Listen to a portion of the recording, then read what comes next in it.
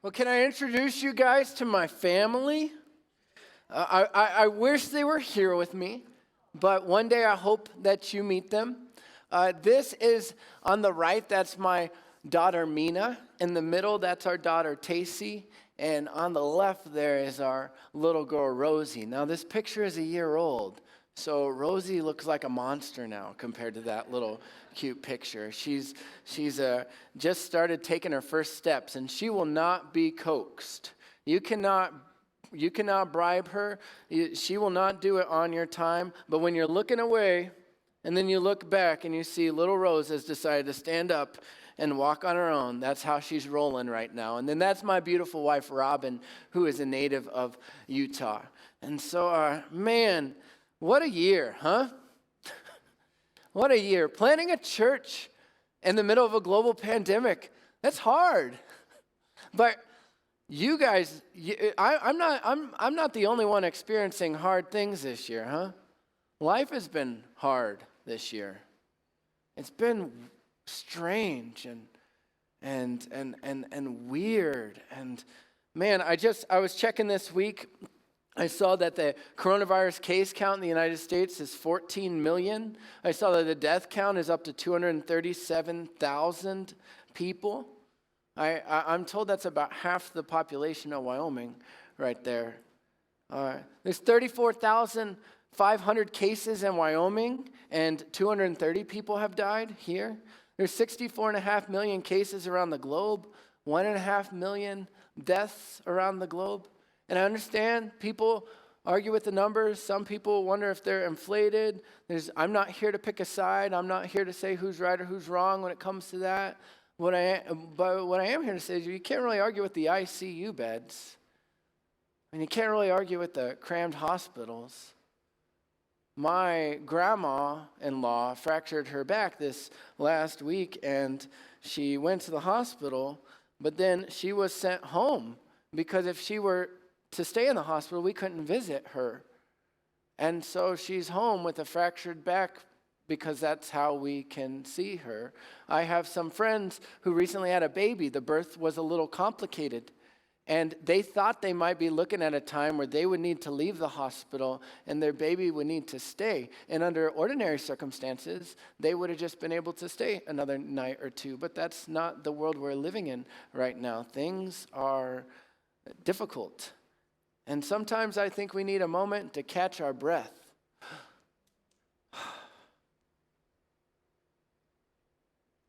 No? Anyone's holiday plans change besides me? Anyone have holiday plans change? Yeah. How's homeschooling going for you parents right now? I love my kids, but I'm sure that's not how some of you envision 2020 going. How's the work from home? How's that going? And how are your kids right now? I'm told of friends who have kids who are crying about loneliness because they're just so lonely right now. You know, marriage is already hard. Then you tack this on. You know, singleness, it's already hard. How am I supposed to date? I can't even see their face. I can't even see what they look like behind that mask. Right? The depression is already hard. And then you're asked to isolate or to not be around as many people. Battling addiction and recovery is already hard. Oh, people seeing the world so differently than you, that takes an emotional toll. No matter what side of the aisle you're on, I think that all of us are just like, how can you not see what I see? And that just is a weight. That's hard.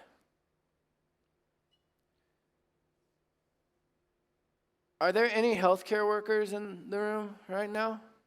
Can you just raise your hand real high so we can see you? Thank you. Thank you. Thank you. Thank you. I have family who are healthcare workers right now, and they're coming home just almost like to the breaking point, just exhausted. And I think that in the middle of the world that we're living in right now, and in the moment that we're living in right now, it can be, maybe we're not brave enough to ask this question, but I think in our spirit we can ask the question, God, have you forgotten about us? Have you forgotten about us, God? Maybe we're not asking that question at this particular moment in our life, but I think if we're all honest, we've asked that question in our spirit before. God, have you forgotten about us? We're not the only ones to ask questions like that. The first century people, Jewish people around Jesus' time, right at the time of the manger, they're asking questions. God, have you forgotten about us? In 586 BC, Jerusalem, that's 400 years before the manger scene, 586 BC, Jerusalem is ransacked by Babylon. Babylon destroys the temple. And after 586 BC, that land and that people almost did not know a year where they were not occupied by some other foreign power. It was Babylon, and then it was Persia, and then it was Egypt, and then it was Assyria, and then in Jesus' time it was Rome. They longed for freedom, and yet they were occupied by some foreign power, and they're just asking the questions, God, have you forgotten us? Have you forgotten we're down here? They knew the story of their people. They knew the story how in years past in their ancient history, when their people were enslaved for 400 years in Egypt, God did this incredible Exodus moment and rescued their people and delivered their people through Moses. They knew that story. They knew that, but I wonder if around Jesus' time, they had a hard time believing it. God, you forget about us? And along the way, in this people's history, God would raise up prophets.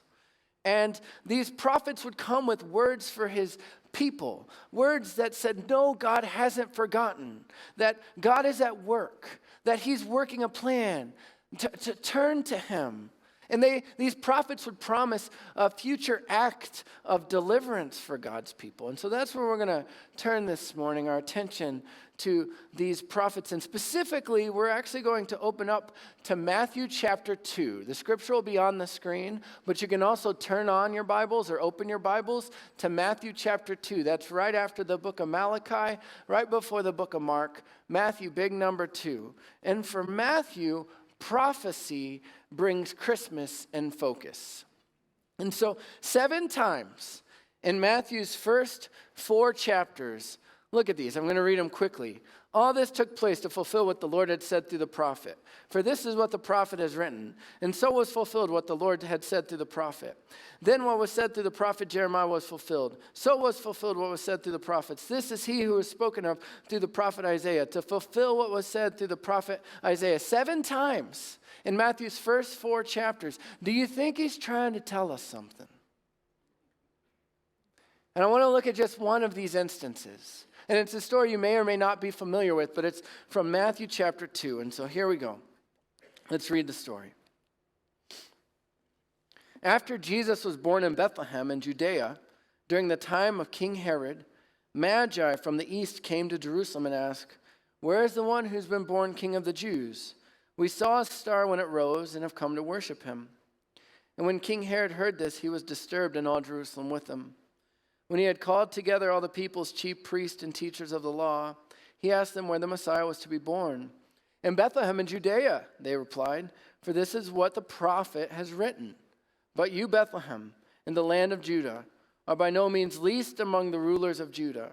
For out of you will come a ruler who will shepherd my people Israel."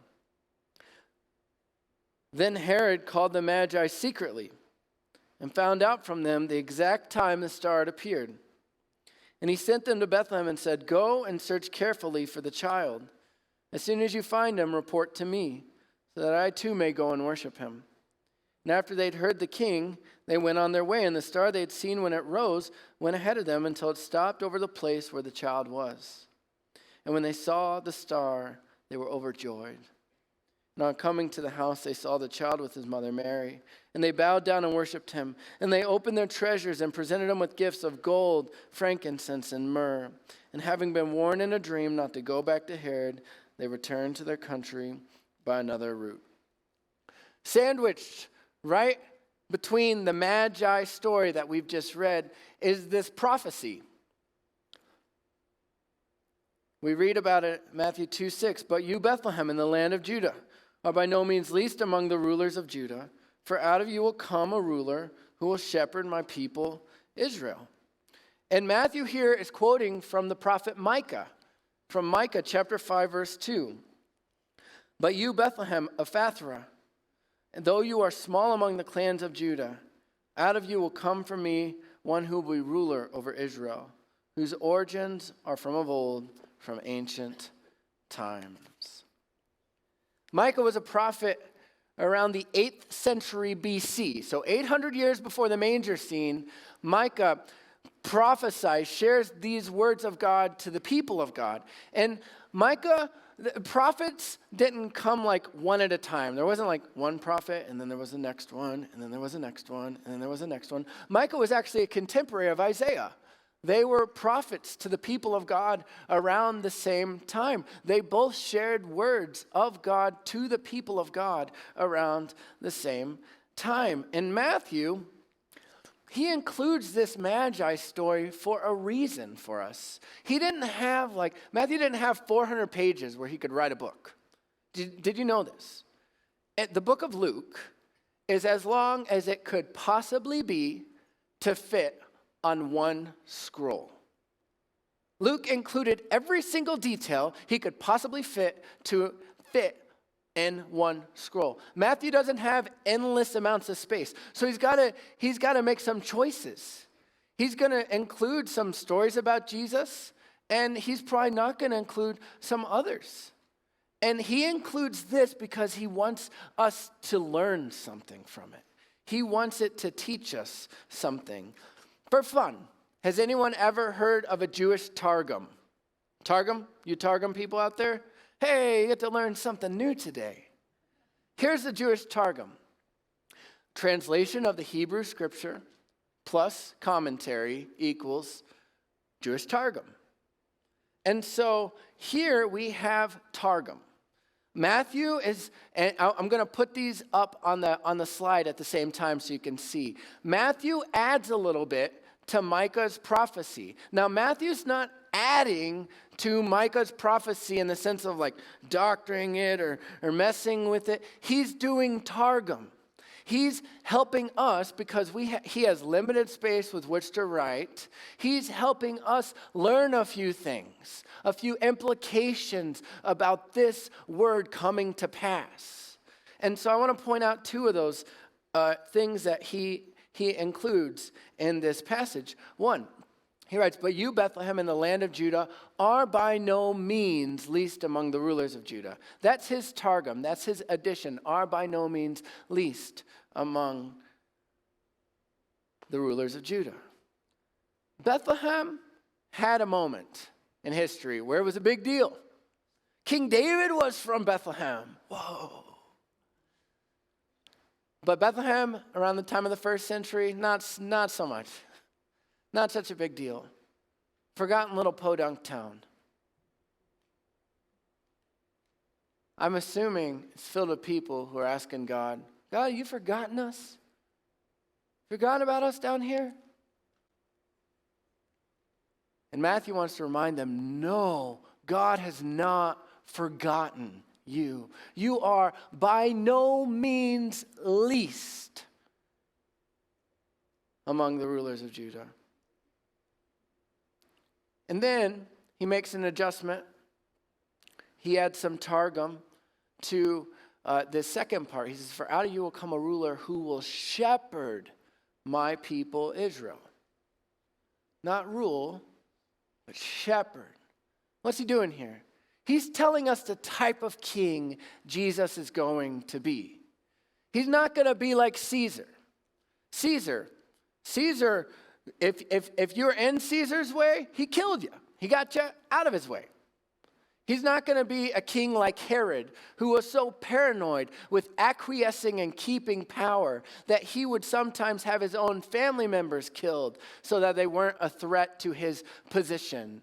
Jesus is not going to be a king like Herod or a king like Caesar. Jesus is going to be a king who is a shepherd. And Matthew wants us to know something else about God. These magi who show up in Matthew 2, they're not Jews. Matthew's letting us know Jesus is a king for the whole world. See, for Matthew, prophecy brings Christmas in focus. He goes one step farther, though. He really wants us to get this. And so Matthew's gospel, the first 5 chapters, are designed to remind the people of their story of old. Okay? So just the Exodus story, the Exodus moment, when God would free the people from their bondage in Egypt. Do you remember in that story, Pharaoh massacred the little boys? Well, in Matthew, he reminds us of the massacre of little boys in Bethlehem. Do you remember in the Exodus story, the people were stuck in Egypt?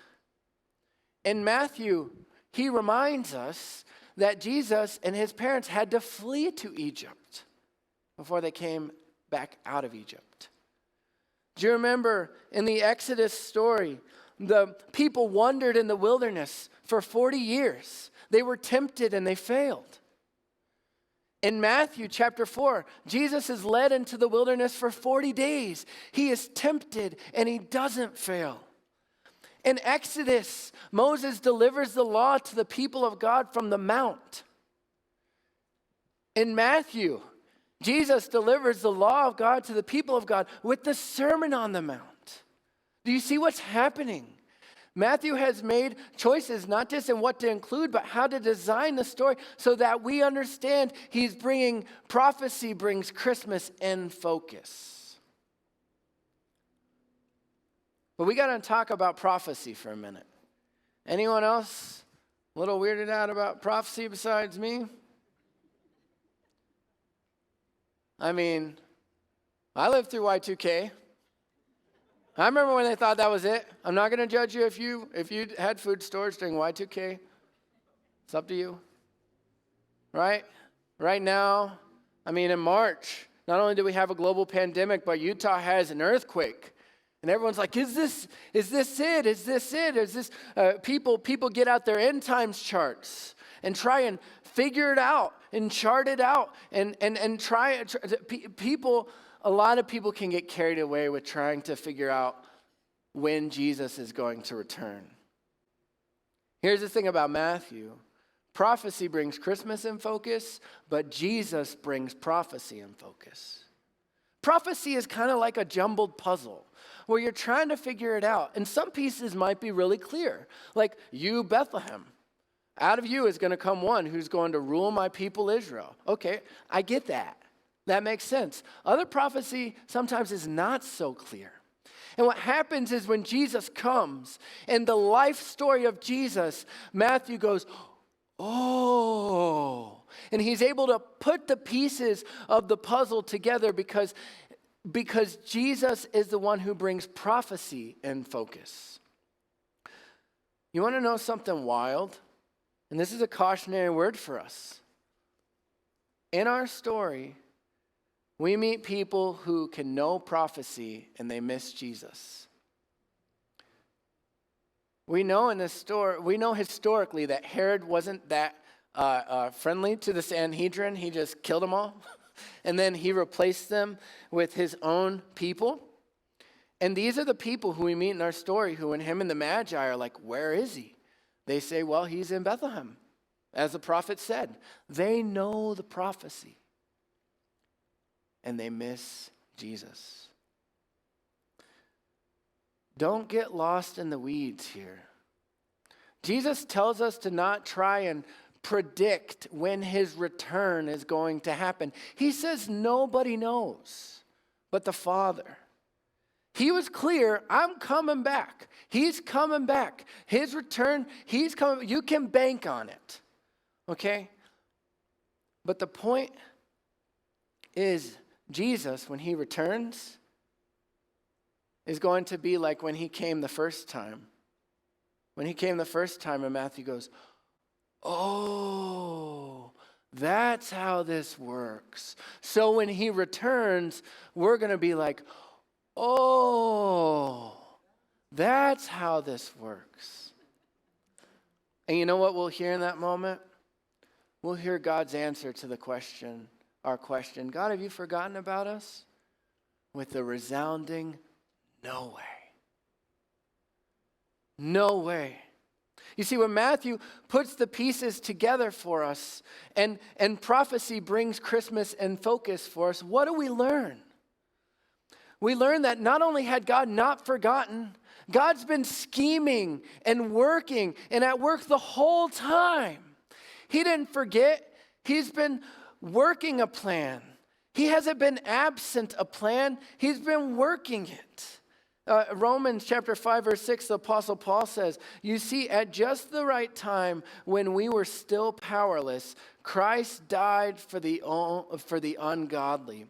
At just the right time. God has been scheming. God has been planning. God has been working. Has he forgotten? No. So that at just the right time, when we were still powerless, Christ died for us.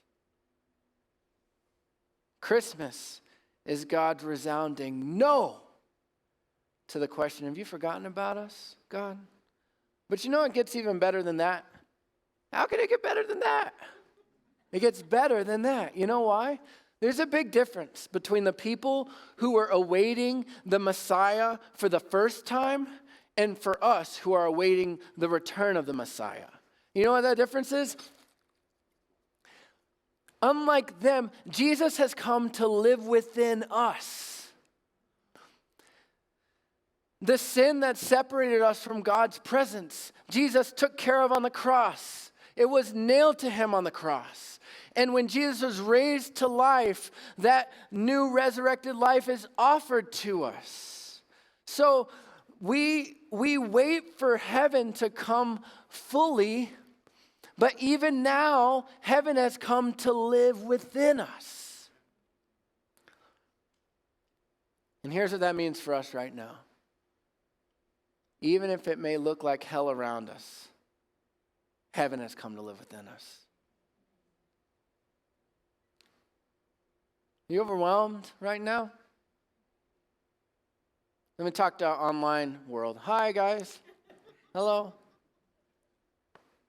Maybe you are really overwhelmed. Maybe that's why you're not here. Maybe you're afraid. Maybe for yourself. Maybe you're not afraid for yourself right now. Maybe you're afraid because you're afraid for a loved one. You're afraid for a close friend or family member. And so you're not here. And I get that. And that's okay. That is okay. But maybe this thing has just wound you so tight. You just catch yourself being so anxious. And I bet it's not just online world that is dealing with this right now. Maybe this thing has just wound you so tight and you catch your anxiety levels at all-time highs.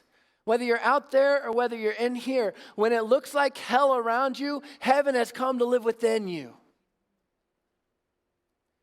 And maybe the politics has just got you worried. Concerned. Oh, the direction of our country. I can't believe where we're headed. Oh. When it looks like hell around you, heaven has come to live within you. Maybe the division. We're so divided right now. We're so divided. And maybe just the emotional toll of feeling like you're not understood by someone else, or you can't understand how they see things a certain way and you don't see things that way. Maybe that emotional toll is just riding on you. Or maybe just the division, the political division, the fracturing that's going on right now that we can see with our very eyes, that we can feel. Maybe that's just got you down. Did you know that if you just yell at someone loud enough for long enough, they'll change their mind? But maybe that's just weighing on you. Hey, I have good news, church. When it looks like hell around you, heaven has come to live within you. Maybe you're struggling with your kids right now. Maybe you're teenagers. You just miss the days when they were 5 years old and they thought you were the greatest thing ever. These are incredible times, by the way. But maybe you're just struggling with your teenagers and you feel like you're missing each other and you can't really connect and it's just weighing on you and it's so hard. You know what? When it looks like hell around you, heaven has come to live within you. Maybe your spouse and you just seem to be missing each other. And then coronavirus has you living under the same roof for a lot longer than you normally spend together. And it's just hard. And I think the thing with that is sometimes it shows us a side of ourselves that we don't like too much. And in the missing each other and the trying to understand each other and the feeling more distant than maybe you've ever felt before, I have good news. When it looks like hell around you, heaven has come to live within you. Maybe you're single. I'm 37, God. Will I ever get married? I'm 46, God. When it looks like hell around you, heaven has come to live within you. Maybe it's your battle with addiction and recovery, and the isolation isn't helping, and the not being able to see people for support as much as not helping. And last night you were this close to using. When it looks like hell around you, heaven has come to live within you. It can seem dark. Things can seem bleak. But when it looks like hell around you, heaven has come to live within you. Look at how Matthew bookends his gospel. Matthew chapter 1, verse 21, he says, "She will give birth to a son, and you are to give him the name Jesus, because he will save his people from their sins. And all this took place to fulfill what the Lord had said through the prophet. The virgin will conceive and give birth to a son, and they will call him Emmanuel," which means God with us.